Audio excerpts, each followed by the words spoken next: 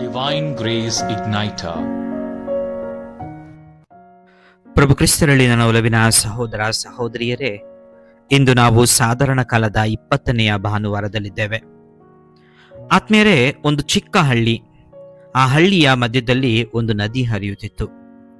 ನದಿಯ ಒಂದು ಬದಿಯಲ್ಲಿ ಒಂದು ಸಮುದಾಯದ ಜನರು, ಮತ್ತೊಂದು ಬದಿಯಲ್ಲಿ ಇನ್ನೊಂದು ಸಮುದಾಯದ ಜನರು ವಾಸಿಸುತ್ತಿದ್ದರು.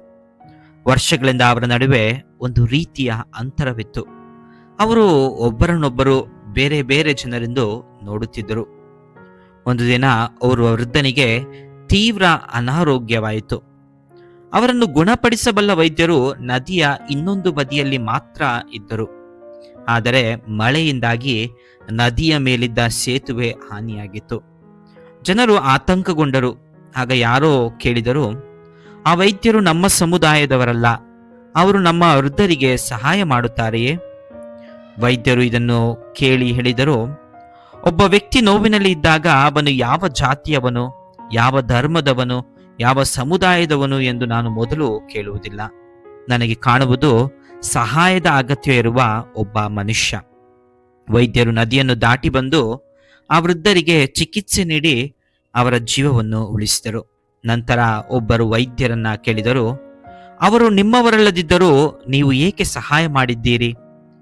ವೈದ್ಯರು ನಗುತ್ತಾ ಹೇಳಿದರು, ನದಿ ನಮ್ಮನ್ನ ಬೇರ್ಪಡಿಸಬಹುದು, ಆದರೆ ದೇವರ ಹೃದಯವು ನಮ್ಮನ್ನ ಬೇರ್ಪಡಿಸುವುದಿಲ್ಲ.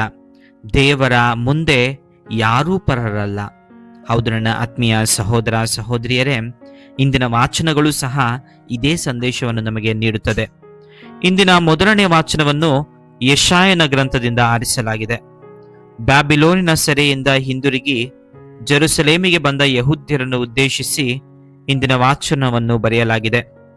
ಆದರೆ ಇಂದಿನ ವಾಚನವು ಸೆರೆಯ ಅವಧಿ ಮುಗಿದ ನಂತರವೂ ಬ್ಯಾಬಿಲೋನಿನಲ್ಲಿಯೇ ಉಳಿಯಲು ಆಯ್ಕೆ ಮಾಡಿಕೊಂಡಿದ್ದ ಯಹೂದ್ಯರನ್ನು ವಿಶೇಷವಾಗಿ ಉದ್ದೇಶಿಸುತ್ತದೆ. ದೇವರು ಇವರಿಗೆ ತಮ್ಮ ಸ್ವದೇಶವಾದ ಜೆರುಸಲೇಮಿಗೆ ಹಿಂತಿರುಗಿ ನಗರ ಮತ್ತು ದೇವಾಲಯದ ಪುನರ್ ನಿರ್ಮಾಣದಲ್ಲಿ ಪಾಲ್ಗೊಳ್ಳುವಂತೆ ಕರೆ ನೀಡುತ್ತಾರೆ. ಜೊತೆಗೆ ಮುಂಬರುವ ಮೆಸ್ಸಿಯ ರಾಜ್ಯದಲ್ಲಿ ಅನ್ಯ ಜನಾಂಗಗಳಿಗೂ ಸ್ಥಾನವಿದೆ ಎಂಬುದನ್ನು ತಿಳಿಸುತ್ತಾರೆ. ಹಿಂದೆ ಇಸ್ರಾಯೇಲಿನ ದೇವರನ್ನು ಆರಾಧಿಸಲು ಧರ್ಮಶಾಸ್ತ್ರ ಮತ್ತು ಒಡಂಬಡಿಕೆಯನ್ನು ಸ್ವೀಕರಿಸುವುದು ಅಗತ್ಯವಾಗಿತ್ತು. ಆದರೆ ದೇವರು ಈಗ ತನ್ನ ಕೃಪೆಯನ್ನು ಇಸ್ರಾಯೇಲಿನ ಜನರಿಗೆ ಮಾತ್ರ ಸೀಮಿತಗೊಳಿಸದೆ ಇತರ ಜನಾಂಗಗಳಿಗೂ ವಿಸ್ತರಿಸುತ್ತಾರೆ. ದೇವರು ಹೇಳುವ ಸಂದೇಶವೇನೆಂದರೆ, ದೇವರನ್ನು ಸ್ವೀಕರಿಸುವ, ಆತನನ್ನು ಪ್ರೀತಿಸುವ ಮತ್ತು ಆತನ ಸೇವೆ ಮಾಡುವ ಅನ್ಯ ಜನರು ಆತನ ಪವಿತ್ರ ಪರ್ವತಕ್ಕೆ ಬರಬಹುದು. ದೇವರ ಮಂದಿರವು ಎಲ್ಲ ಜನಾಂಗಗಳಿಗೂ ಪ್ರಾರ್ಥನೆಯ ಮಂದಿರವಾಗಲಿದೆ ಎನ್ನುತ್ತಾರೆ. ಈ ಮೂಲಕ ನಮಗೆ ತಿಳಿಯುವ ಮುಖ್ಯ ಸಂದೇಶವೇನೆಂದರೆ, ದೇವರ ಯೋಜನೆಯಲ್ಲಿ ಪ್ರತಿಯೊಬ್ಬರಿಗೂ ಸ್ಥಾನವಿದೆ.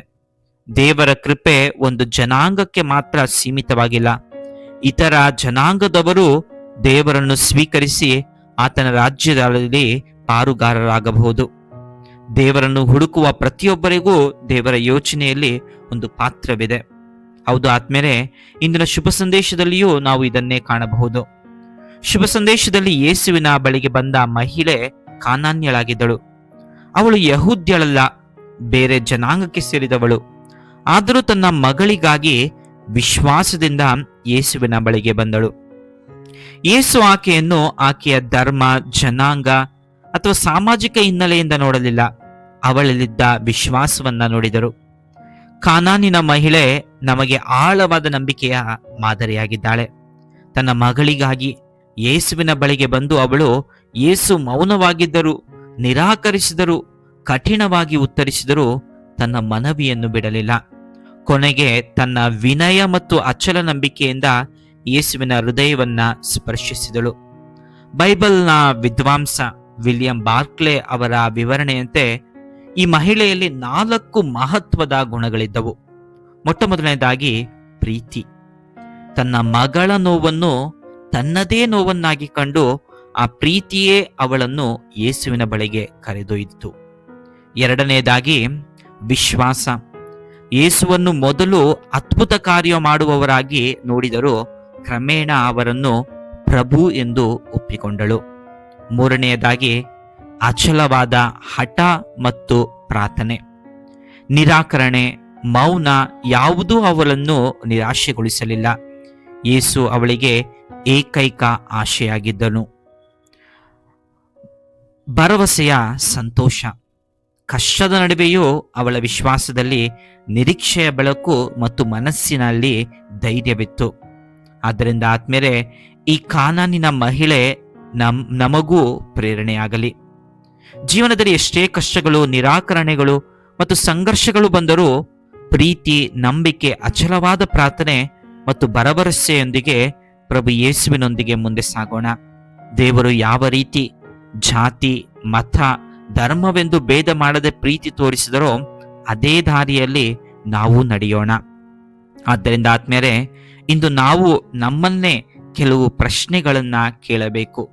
ಅದೇನೆಂದರೆ, ಮೊದಲನೇದಾಗಿ, ನಾವು ಮನುಷ್ಯರನ್ನು ದೇವರು ನೋಡುವ ರೀತಿಯಲ್ಲಿ ನೋಡುತ್ತೇವೆಯೇ? ಅಥವಾ ಮೊದಲು ಅವರ ಜಾತಿ, ಧರ್ಮ, ಭಾಷೆ, ಸಮುದಾಯದ ಮತ್ತು ಹಿನ್ನೆಲೆಯನ್ನು ನೋಡುತ್ತೇವೆಯೇ? ದೇವರು ಯಾರನ್ನು ಜಾತಿಯಿಂದ ಅಳೆಯುವುದಿಲ್ಲ. ದೇವರು ಯಾರನ್ನು ಧರ್ಮದಿಂದ ತಿರಸ್ಕರಿಸುವುದಿಲ್ಲ. ದೇವರ ಪ್ರೀತಿಗೆ ಗಡಿಗಳಿಲ್ಲ. ದೇವರ ದೃಷ್ಟಿಯಲ್ಲಿ ಪ್ರತಿಯೊಬ್ಬ ಮನುಷ್ಯನು ಅಮೂಲ್ಯ. ಪ್ರತಿಯೊಬ್ಬರೂ ದೇವರ ಸೃಷ್ಟಿ. ಎರಡನೆಯದಾಗಿ, ಕಾನಾನ್ಯ ಮಹಿಳೆಯ ವಿಶ್ವಾಸ ನಮಗೆ ಕಲಿಸುವ ಪಾಠವೇನೆಂದರೆ, ನಾವು ಕಟ್ಟಿಕೊಂಡಿರುವ ಜಾತಿ, ಧರ್ಮ ಮತ್ತು ಸಮುದಾಯದ ಗೋಡೆಗಳಿಗಿಂತ ದೇವರ ಪ್ರೀತಿ ಮತ್ತು ಕರುಣೆ ಬಹಳ ದೊಡ್ಡದು. ಆದ್ದರಿಂದ ಈ ಸುವಾರ್ತೆಯನ್ನು ಕೇಳುವಾಗ ನಾವು ನಮ್ಮನ್ನು ಕೇಳಿಕೊಳ್ಳೋಣ. ನನ್ನ ಹೃದಯದಲ್ಲಿ ಯಾರಾದರೂ ಒಬ್ಬರ ವಿರುದ್ಧ ಜಾತಿ, ಧರ್ಮ, ಭಾಷೆ ಅಥವಾ ಸಮುದಾಯದ ಕಾರಣದಿಂದ ಗೋಡೆ ಕಟ್ಟಿಕೊಂಡಿದ್ದೇನೆಯೇ? ಇಂದು ಆ ಗೋಡೆಯನ್ನು ಕೆಡವಿ ಪ್ರತಿಯೊಬ್ಬರಲ್ಲಿಯೂ ದೇವರ ಮುಖವನ್ನು ಕಾಣುವ ಕೃಪೆಯನ್ನು ದೇವರಲ್ಲಿ ಬೇಡೋಣ. ಏಕೆಂದರೆ ದೇವರ ಪ್ರೀತಿ ಎಲ್ಲರಿಗೂ ಸೇರಿದ್ದು. ದೇವರ ಕರುಣೆ ಯಾವುದೇ ಜಾತಿ, ಧರ್ಮ ಅಥವಾ ಗಡಿ ಇಲ್ಲ. ಮೂರನೆಯದಾಗಿ, ನಾನು ಪ್ರಾರ್ಥನೆ ಮಾಡುವಾಗ ನಿರಾಶೆಗೊಳ್ಳದೆ ಕಾನಾನ್ಯದ ಮಹಿಳೆಯ ರೀತಿ ಎಡೆಬಿಡದೆ ವಿಶ್ವಾಸವಿಟ್ಟು ಪ್ರಾರ್ಥಿಸಿದ್ದೇನೆಯೇ? ಕೆಲವೊಮ್ಮೆ ಬೇಡಿದ್ದು ಸಿಗದಿದ್ದಾಗ ನಿರಾಶೆಗೊಂಡಿದ್ದೇವೆ. ಆದರೆ ವಿಶ್ವಾಸದ ಬೇರು ಆಳವಾಗಿ ಬೇರೊಂದಿದ್ದರೆ ಮಾತ್ರ ಅವರ ಪ್ರೀತಿಯನ್ನು ಅನುಭವಿಸಲು ಸಾಧ್ಯ. ಆಮೆನ್. ಸಂತರ ಕಥೆಗಳು, ದೇವರ ವಾಕ್ಯದ ಪ್ರಬೋಧನೆ ಹಾಗೂ ಮತ್ತಿತರ ಆಧ್ಯಾತ್ಮಿಕ ವಿಷಯಗಳನ್ನು ಆಲಿಸಲು ದಯವಿಟ್ಟು ಸಬ್ಸ್ಕ್ರೈಬ್ ಮಾಡಿ ಡಿವೈನ್ ಗ್ರೇಸ್ ಇಗ್ನೈಟರ್.